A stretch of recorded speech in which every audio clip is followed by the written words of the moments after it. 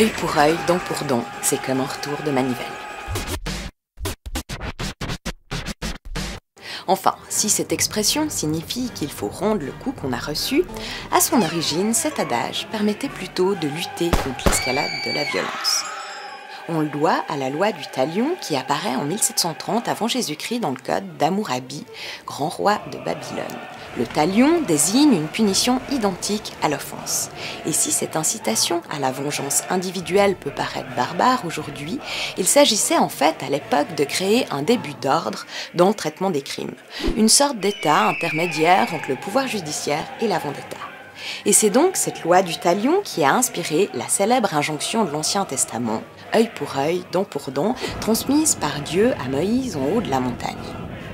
Or, si ce mode d'arbitrage a connu ses heures de gloire par le passé, ce n'est plus ce qui est conseillé aux chrétiens aujourd'hui. En effet, Jésus démantèle cette façon d'agir.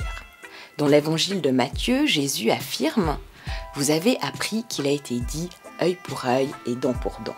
Et moi, je vous dis de ne pas résister aux méchants.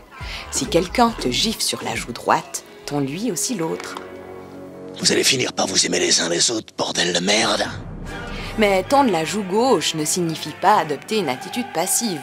Au contraire, dans la tradition juive, lorsqu'on frappait quelqu'un sur la joue droite, il fallait utiliser le revers de sa main droite car la gauche était impure. Et en tendant l'autre joue, la victime oblige donc son agresseur soit à ne rien faire, soit à utiliser le plat de sa main droite, un signe de reconnaissance d'égalité. Malin. Ainsi, contrairement à ce qu'on pourrait croire, Jésus n'appelle pas à se laisser humilier, mais bel et bien à faire comprendre que tout être humain mérite respect, et cela de façon non violente.